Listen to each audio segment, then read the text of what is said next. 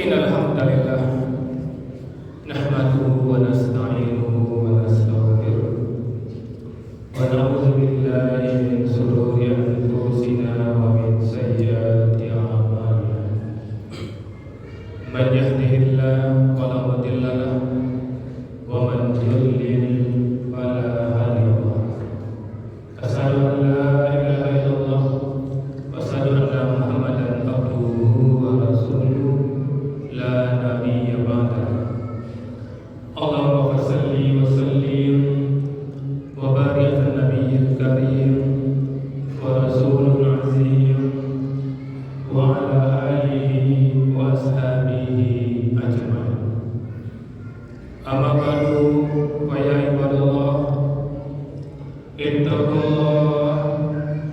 ittaqullaha haqqa tuqatih wa la tamutunna illa wa antum muslimun. Wa qala ta'ala fi kitabil karim, a'udzu billahi minasy syaithanir rajim. Bismillahirrahmanirrahim.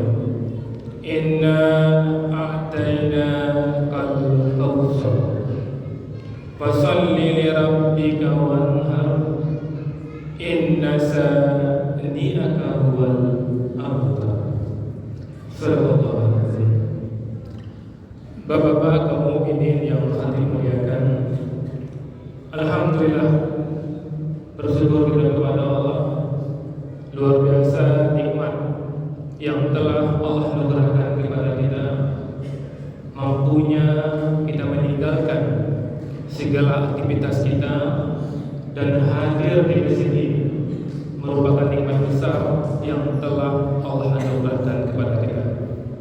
Semoga hadirnya kita di sini kaum mukminin benar-benar tercatat di sisi Allah Subhanahu wa taala dan kita semua mendapatkan pahala terbaik. Untuk itu kaum mukminin, janganlah kita sia-siakan kesempatan ini.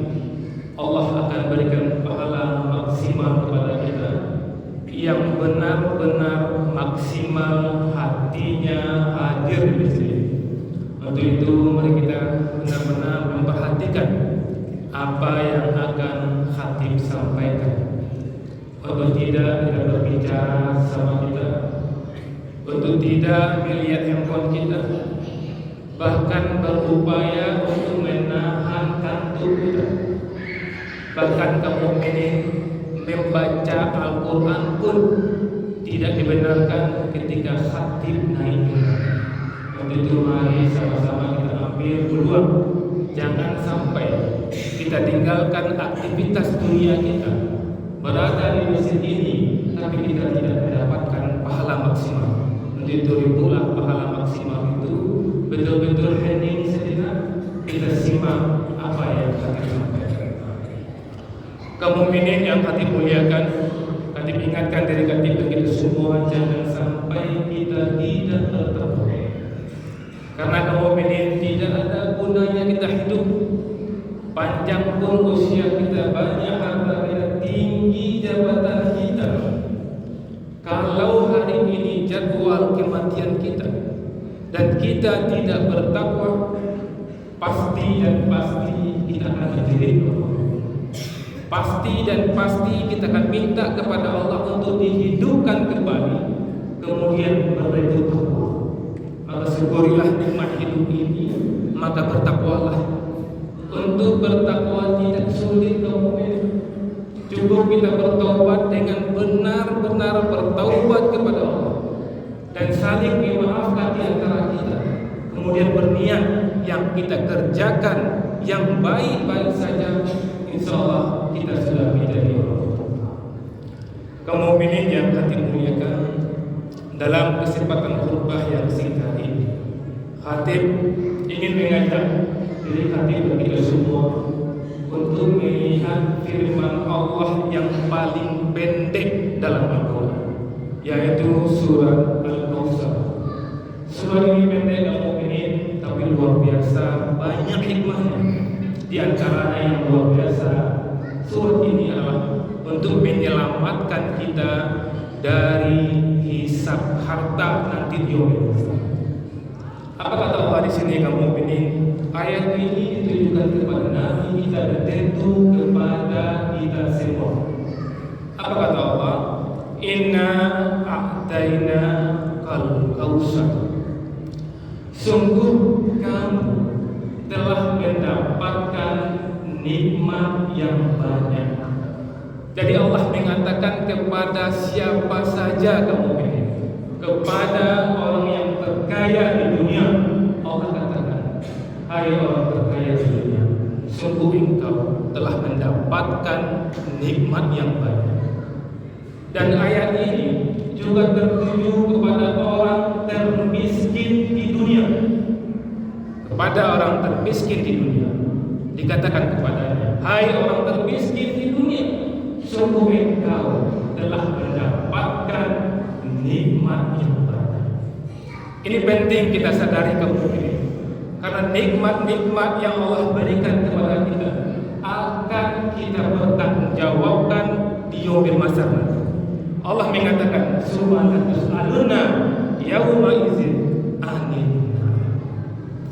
Pasti dan pasti akan kamu bertanggungjawabkan semua nikmat yang telah engkau nikmati ketika berada di dunia.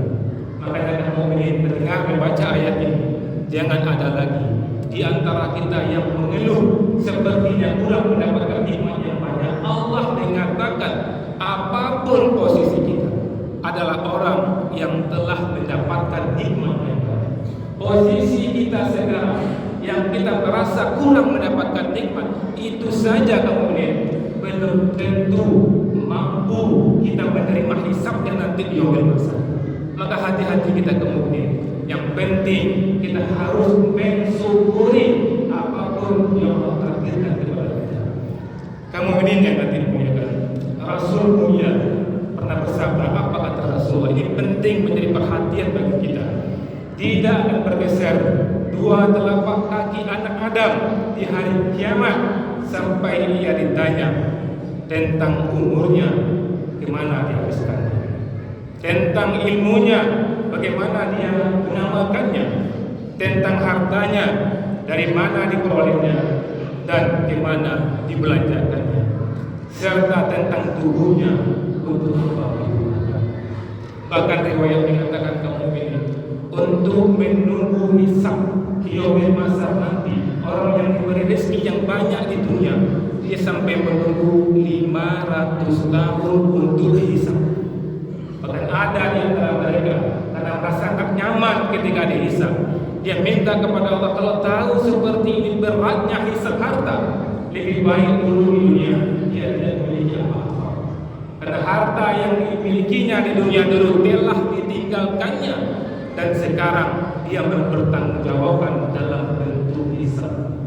Bisa kita lihat kaum mukminin, skenario sederhana ketika kita belanja di supermarket atau di minimarket.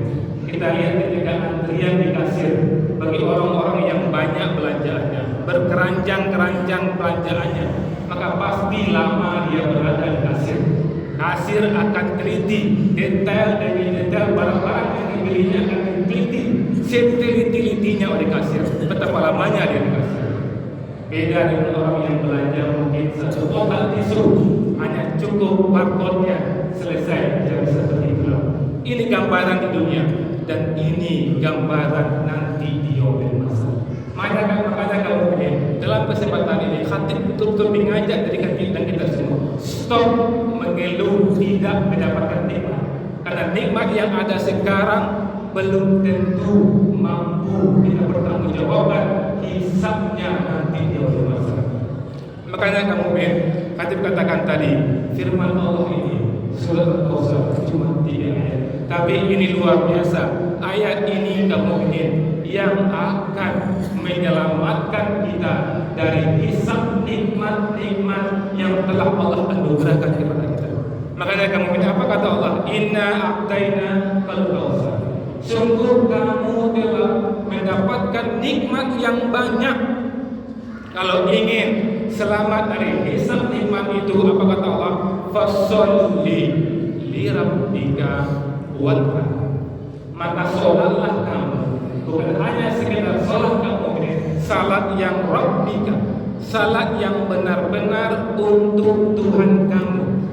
Dan Allah menyuruh kita berkorban, tidak hanya berkorban kamu, berkorban untuk Tuhan kamu. Maka kamu ini, kalau kita ingin selamat dari hisabnya nikmat-nikmat yang Allah berikan kepada kita, pastikan mutu sholat kita mutu sholat terbaik, dan pastikan korban kita mutunya korban terbaik. Salat dan korban ini kamu ini kita lihat sepertinya amalan fisik, tapi sesungguhnya tidak hanya amalan fisik, tidak hanya amalan materi, tapi benar-benar amalan hati, benar-benar amalan iman. Bagi orang yang kuat imannya, maka apapun cara dia akan lakukan semaksimal mungkin untuk salat berjamaah di awal waktu dan di masjid. Tapi kalau imannya kecil kamu ini, dia banyak cari alasan untuk ke masjid. Yang hujan lah, yang sakit lah, segala macam alasan akan dikeluarkannya. Karena apa? Karena fisiknya kuat, tapi imannya lemah.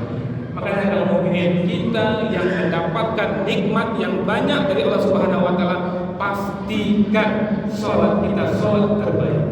Begitu juga dengan kurban kamu ini. Kurban sepertinya amalan materi, tapi bukan amalan materi, benar-benar amalan hati, benar-benar amalan iman.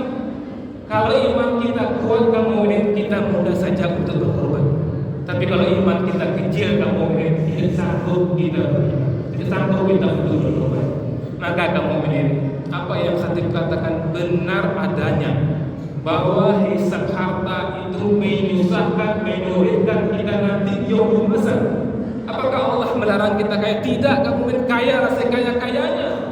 Nabi Sulaiman itu kaya sekaya-kayanya sepanjang zaman, sepanjang masa Nabi Sulaiman kaya. Boleh kamu kaya, tapi harus mutu sholat kita mutu terbaik, harus korban kita korban terbaik, sehingga kita kaya raya di dunia dan menikmati surga yang tertinggi yang Allah berikan kepada kita. Inilah yang harus kita rebut kaum mukminin yang hati muliakan. Hati katakan tadi bahwa korban itu bukan miliar harta. Banyak yang mohon maaf, orang itu dia sanggup sebenarnya untuk korban 1 ekor kambing, tapi dia pilih dirinya tidak sanggup. Ada orang kaum mukminin dia sanggup sebenarnya 1 ekor sapi, tapi dia pilih 1 ekor kambing. Bahkan ada orang bisa sanggup 2, 3 sampai 4 ekor sapi, tapi dia pilih 1 ekor sapi. Ini terpulang kepada kita kaum mukminin. Kita ketika tinggalkan semua harta itu. Kaum mukminin lihat mobilnya, nanti naik mobil, katakanlah mobil ini pasti ditinggalkan dan pasti akan dihisab nanti di yaumul hisab. Sampai di rumah kita lihat rumah ini pasti ditinggalkan dan pasti akan dihisab nanti. Makanya kaum mukminin jangan sampai kita menikmati harta dunia yang sebentar kemudian tersiksa dengan hisab.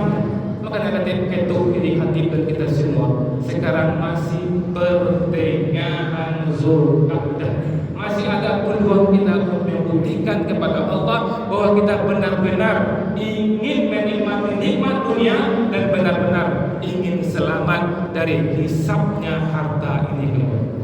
Kamu ini yang hati muliakan, hati pernah mendengarkan sebuah kisah kamu ini dari seorang ustaz.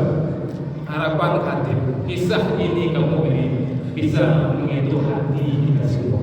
Ada seorang ustaz berkisah kamu ini, ada seorang ibu tua yang sudah ditinggal mati oleh suaminya, tinggal di bawah gunung Merapi. Rumahnya betul-betul sederhana, rumahnya gubuk bambu. Sekali lagi rumahnya gubuk bambu. Pekerjaannya seharian menjual daun singkong. Tidak sampai 30.000 sehari pendapatannya. Tapi kamu ini ketika di dekat rumahnya dibuka pendaftaran peserta kurban, dia datang mendaftarkan diri sebagai peserta kurban. Receh demi receh tiap hari dikumpulkannya sehingga mengumpulkan 2.500.000. Kaget panitia kurban, tercengang melihat ibu ini. Dan ibu ini merasakan bahwa panitia tercengang. Ibu ini mengatakan, saya memang tidak mendapatkan nikmat yang banyak. Saya mendapatkan nikmat nikmat yang banyak dari Allah. Memang tidak mendapatkan nikmat harta, tapi Allah memberikan nikmat yang banyak, nikmat kesehatan, nikmat umur panjang, nikmat udara ini. Saya ingin buktikan kepada Allah, saya juga mencintai Allah dengan ikut berkorban. 30.000 tidak sampai pendapatannya sehari mampu berkorban. Bagaimana dengan kita yang pengen orang kita lebih 30 hari, 30.000 sehari tidak ikut berkorban kamu ini? Coba renungkan kamu ini. Untuk 2 juta cicilan sesuatu bisa kita. Untuk beli handphone 5 juta mampu kita. Makanya kamu ini sengaja ini Khatib sampaikan kepada kita semua. Sekali lagi, apa yang Khatib katakan ini benar adanya. Percayalah kamu ini, jangan ragu-ragu. Kapan kamu ini untuk berkorban? Apakah tahun besok? Jangan kamu ini. Jangankan tahun besok, sore nanti belum tentu ada. Faktabiru yang mobil absar, la'allakum turhamun.